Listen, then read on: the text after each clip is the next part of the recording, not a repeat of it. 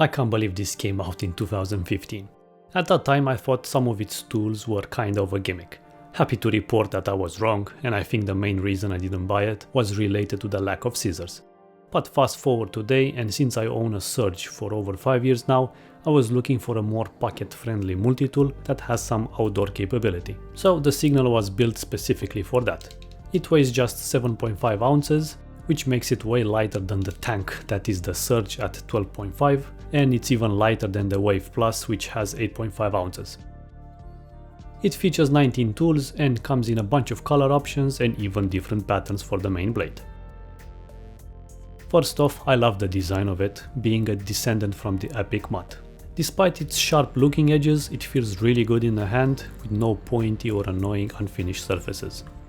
Let's start with the pocket clip, which is amazing. I barely feel it in my pockets, whereas the Surge, even with a separate clip, it's still too much for me. Those coordinates are a cool Easter egg, which will take you to an area near Portland where Leatherman is based. Dave Ulmer was the first person to practice geocaching, and he did so at those coordinates. Next up we have the hammer, a carabiner which acts as a bottle opener as well, and the ability to install standard 1/4 inch bits. Mind you, there is no retention, but you can improvise here with either a string to create friction or find bunch of magnets adapters on Etsy. Now I love the built-in lock, which makes sense in preventing the pliers to open when you use the hammer, or given its fast action one-hand opening. In other words, the slack in that one side, it's not a flaw, it's by design.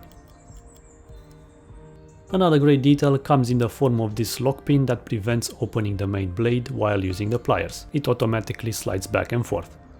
So here are the famous Leatherman pliers, a needle nose profile with removable wire cutters and standard pipe pliers in the middle. Then on the non-hammer arm we have the built-in lockable tools. A handy reamer with a thread loop, the can opener, and the Leatherman slim bit adapter. Now let's talk about the camping specific tools. Push this retention clip, and here we have an emergency ferro rod and whistle combo, which is surprisingly loud.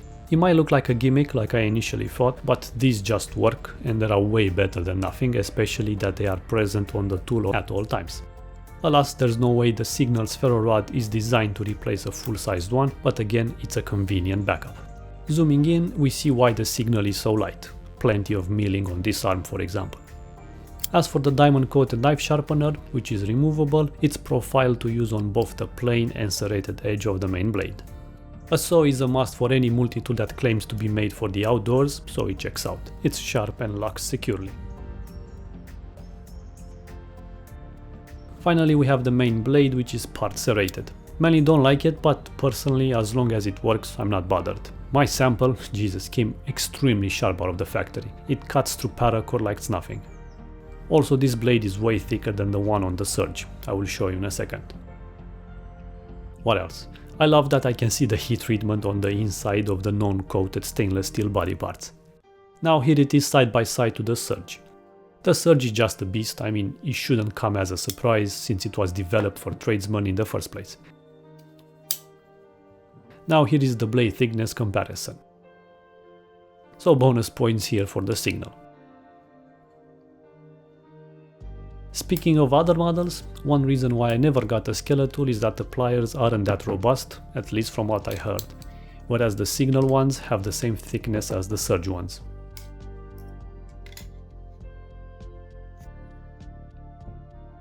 Regarding the scissors, the Surge has the best Leatherman scissors, since first place goes to the Victorinox ones regardless of size. Like I mentioned, I have my Alox Ramble with me on all times, so it makes a perfect pair with the Signal. If you really want scissors on the Signal, apparently you can grab the Waves bit and scissors as a set, which fits perfectly. At least this way you have a reversible mod. On the subject of mods, another reversible one is the ability to transform the Signal in a mini knife multi-tool. There are plenty of videos on the subject by now, you just unscrew the main pivot and that's it. The Surge's saw is always shorter than the fixed ones on any Leatherman, but it's modular, so you can put any T-shank blade you want. So let's conclude my personal view on the matter.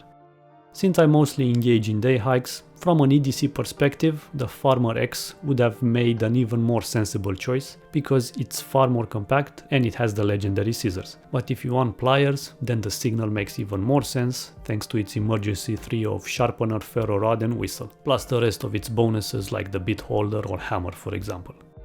As for the Surge, this will always have more capability thanks to its heavy-duty construction and more general toolset, but with a weight penalty of course. I mostly use the Surge now for all of my DIY projects and general tinkering around the house. Suffice to say, I just love the Signal now. I feel like it's an excellent EDC multi-tool as well, since it's so pocket friendly and easy to use. Overall, it succeeds for what it was built for, and you'll definitely see more of it on my future videos. I'm not gonna lie, I really want the mutt now. Oh well. Thanks for watching and I'll see you in the next one.